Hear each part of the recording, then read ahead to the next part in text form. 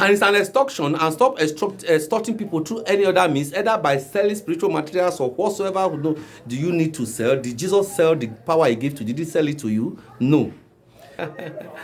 You are welcome to Bravo Ekmo TV, the only Aproko TV in the internet. Any other one is counterfeit. Abi? quick one, abeg. I don't waste on our time, because there is a post I make concerning the VDM and Papa J that has to do with you receive for free and you have to give for free. So I post it on my TikTok account, and somebody asks a question, and the question the person asks is this. Please read. So in order to address this question, and I will not address everything, I will not go detail, but I will just give a slide, and I will give you a room to go and do your research and study. Now, fine. He said under that comment that, first of all, let me use one. I said, no man has right to judge man of God. First of all, I want to ask you a question. Who is a man of God? And why we don't have right to judge man of God? And what type of judgment is the Bible saying when he say, don't judge man of God? So do you want to tell me now that the Bible said no one has right to judge man of God, and if man of God is committing sacrilege in the temple, they should leave him, they should not judge him? And another one, there's a difference between judging and questioning you. You can be questioned, but you cannot be judged. There's a difference between both of them. Now, as a man of God, as an anointed man of God, you are doing something against the scripture which the congregation or the people knows about. They can call you to a question. They can call you to a question if possible. That's why Apostle Paul said, remove the wicked one among yourself. Let's come to that. And I hope you have finished reading the question and you are following me. Now, I've did a lot of things, but there are many scriptures, but I have to bring out this one. Look at it. You have to read this one yourself now. Now, after reading it, how did you understand that scriptures? What is your take?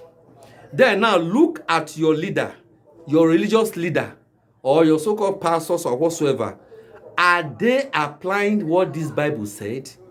Please absorb the word very, very well.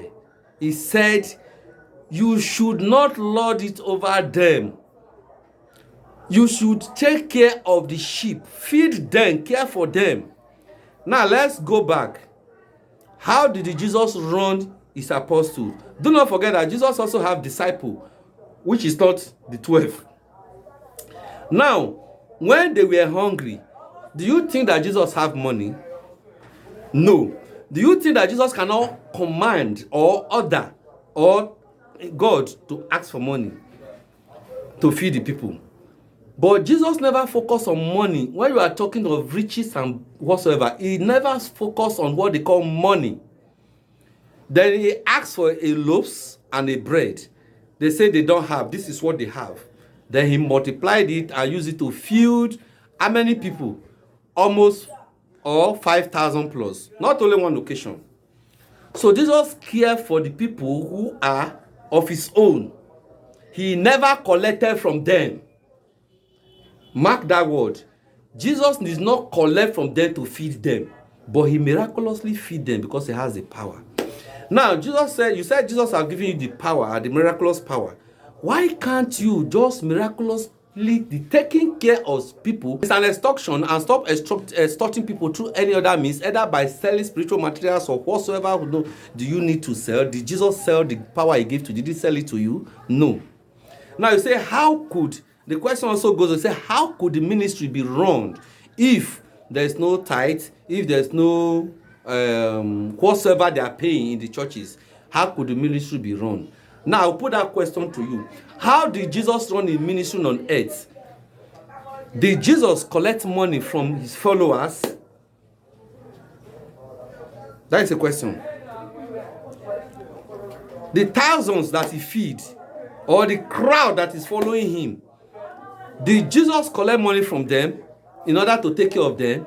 Now, in caring for the ministry, I will boldly beat my chest and tell you that apart from all, I don't want to mention churches, so I don't want to mention names, but I'll give you a description.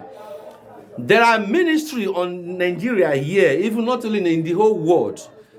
You can never hear them mention tithe. They don't collect. If you go to their service, they don't carry contribution. They don't carry things around. They don't announce money. But their place of worship is befittingly built. And they take care of their ministers, their servants. They take care of everything. And they don't make mouth. All this on our own account, these BP churches, they not reach them. If you only their branch office here in Nigeria, no church reach their branch office here in Nigeria. And that place is open for you to come and visit. These people, I will give you a clue, you know them. They do come to your door to door to preach to you. Ask them question. How did you people finance your ministry?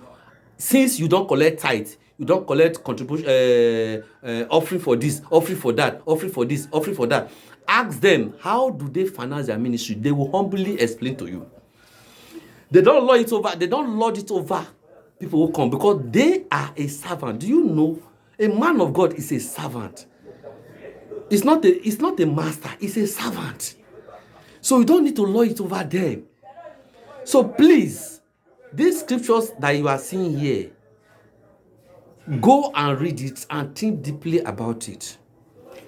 When Jesus said, you receive freely, give freely, he knows why. And when he was on earth, he never collected any contribution from any of his followers, either the disciple or apostles or all the followers. He never. Jesus Christ can provide, can have as much as riches he can have than Solomon. But to crown it all, he never have single horse that they were using then. If you remember, the horse he drove on a Palm Sunday to the Jerusalem, they borrowed it from someone. The house he used, they rented it. But what are the cars? Even all your pastors have private jets. Out of the 10 richest pastors in the whole world, here in Nigeria, we have 5 or 6, if I'm not mistaken. Men, sit down. We cannot judge them, but you can question them. And these churches have schools. And you who are the members of the church member, you cannot pay school fees in that school.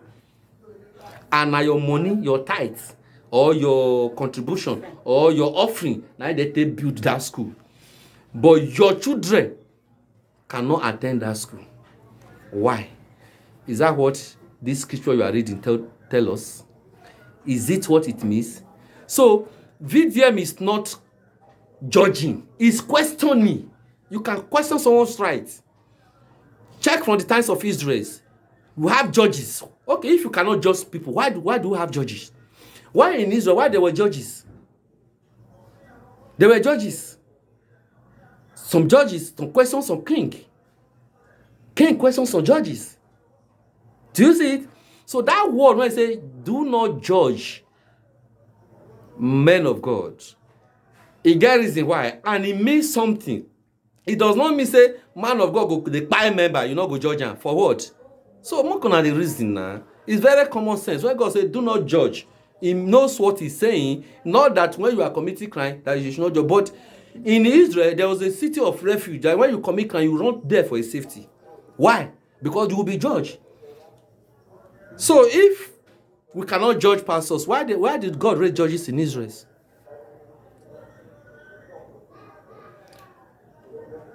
Why? Then why do we have law? You want to tell me that the 10 commandments or the law in the scripture does not bind man of God because nobody can judge him? No. If you look at this scripture very well, you will understand my point and what I'm talking about, that you don't need, if you don't need to judge, but you need to question when things are going wrong. This is Bravo Ekmon TV. Follow me for more. The Bible is very simple for us to understand. Let not be brainwashed. So please, these people will knock your door. They are not hidden. They are always in everywhere. They will knock your door. Call them. Say, please, before you preach, I want to know how you finance your ministry. when you don't pay tithe and you don't pay offering, they will humbly explain to you. They are very rich, but you don't know. They don't make mouth. They help themselves. They take care of their ministers. They take care of everything, but you can never hear them mention contribution or mention offering or tithe in their place of worship. Bravo Ekmo TV.